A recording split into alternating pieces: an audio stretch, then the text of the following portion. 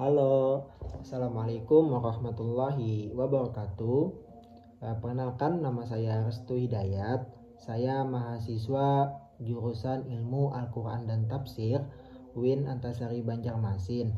Nah, di sini saya ingin sedikit memberikan penjelasan ataupun tafsir yang berkaitan dengan isu yang sekarang terjadi, yaitu dengan judul ghosting dalam Al-Quran.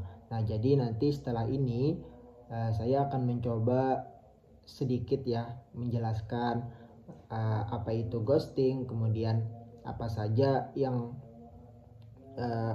dijelaskan oleh Al-Quran tentang masalah ini ya. Nah, mungkin kawan-kawan bisa menyimak di slide selanjutnya. Nah, kita sekarang masuk ke pengertian ghosting. Jadi ghosting ini itu berasal dari istilah dalam bahasa Inggris yang memiliki arti berbayang. Jadi secara umum diartikan sesuatu yang merujuk pada pemutus hubungan secara tiba-tiba tanpa penjelasan atau komunikasi lebih lanjut. Istilah ini itu bisa berlaku dalam berbagai hubungan, baik itu seperti pertemanan, persahabatan, asmara, ataupun kekeluargaan.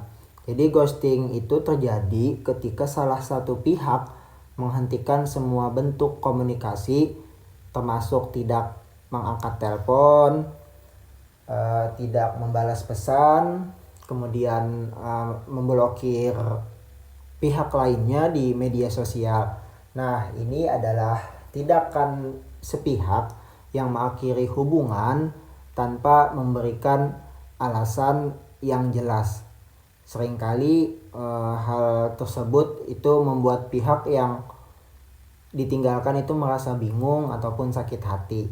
Jadi ghosting ini itu juga bisa disebut atau bisa juga dibilang memutus tali silaturahmi. Setelah kita menjelaskan pengertian ghosting tadi, maka kita masuk ke istilah terkait ghosting di dalam Al-Quran. Jadi berdasarkan pengertian mengenai ghosting yang sudah dijelaskan sebelumnya tadi, itu maka sekiranya kata qati urrohmi itu dapat digunakan untuk menyebutkan istilah ghosting di dalam Al-Quran. Kenapa jadi qati urrohmi? Karena hal tersebut adanya pengertian yang sama antara keduanya, yaitu memutuskan atau mengakhiri hubungan. Nah, baik itu hubungan pertemanan, persahabatan, asmara maupun kekeluargaan, yang mana sudah dijelaskan tadi ya. Kemudian qati'ur rahmi ini itu berasal dari kata qoto'a dan kata ar-rahmi, yang mana di dalam kamus Al-Munawwir makna dari qoto'a ini itu adalah memotong ataupun memutus. Nah, oleh karenanya itu hal tersebut saya rasa tepat ya digunakan untuk menyebutkan istilah ghosting di dalam Al-Quran ini. Nah, yang pastinya kawan-kawan, kata ghosting ini itu tidak disebutkan secara gamblang di dalam Al-Quran ya, tetapi ada di luar Al-Quran. Nah, dalam tafsir Maudhu'i itu hal ini itu disebut dengan namanya tafsir Maudhu'i konseptual. Apa sih tafsir Maudhu'i konseptual itu? Jadi tafsir tematik yang temanya itu tidak ada di dalam Al-Quran, tetapi ada dalam masyarakat. Nah, jadi ghosting yang dimaksud dalam hal ini itu adalah ghosting dalam hubungan persaudaraan, di mana di dalam Islam disebut dengan memutus silaturahmi. Dalam Al-Quran sendiri itu kata qoto'a beserta derivasinya itu disebutkan sebanyak 36 kali yang tersebar dalam 36 ayat dan 23 surah yang berbeda-beda. Meskipun begitu, tidak semua ayatnya itu memiliki kata dasar qoto'a yang membahas mengenai memutus silaturahmi. Nah, saya menemukan satu ayat yang mana ayat ini itu membahas mengenai silaturahmi, yaitu surah Al-Baqarah ayat ke-27. Ayat tersebut berbunyi, A'udzubillahi minasyaitonirrajim. Bismillahirrahmanirrahim. Alladzina yanquduna ahdallahi min ba'di mitsaqih wa yaqta'una ma amarallahu bihi ayyusala wa yufsiduna fil ard ulaika humul khasirun. Yang artinya yaitu orang-orang yang melanggar perjanjian Allah setelah perjanjian itu diteguhkan, memutuskan apa yang Allah perintahkan untuk disambungkan, yaitu silaturahmi, dan berbuat kerusakan di bumi. Mereka itulah orang-orang yang rugi. Shadaqallahul azim. Nah kawan-kawan, jadi setelah saya baca tentang tafsir ayat yang saya bacakan tadi, saya membacanya tadi kitab Al-Misbah ya, karya Prof. Quraish Shihab.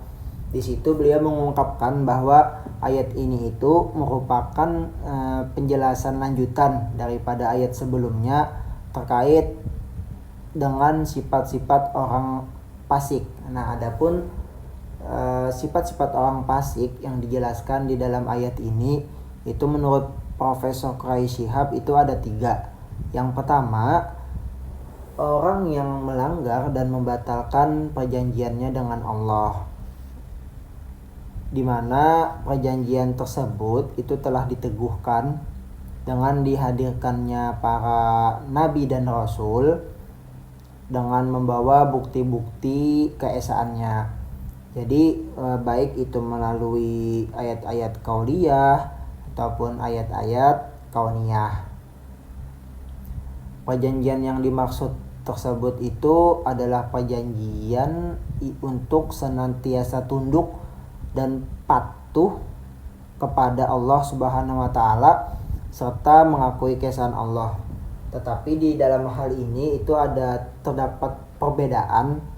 Ada juga yang berpendapat bahwa perjanjian itu merupakan fitrah dari manusia sebelum adanya kekacauan.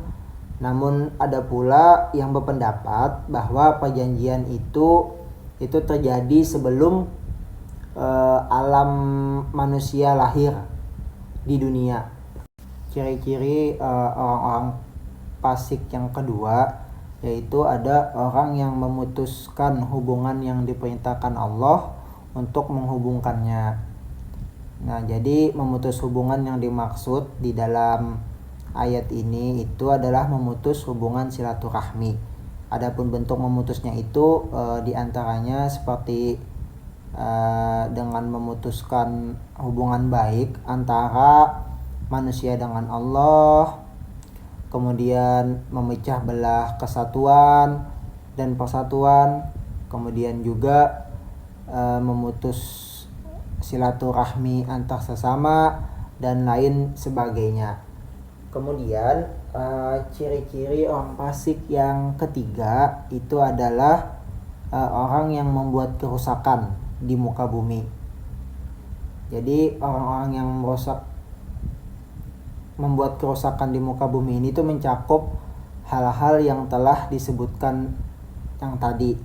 Nah, mereka itu disebut dengan al-khasirun, yaitu orang-orang yang mengalami kerugian, orang-orang yang mengalami kebinasaan, serta orang-orang yang celaka, sehingga orang-orang tersebut nantinya mendapatkan siksa neraka.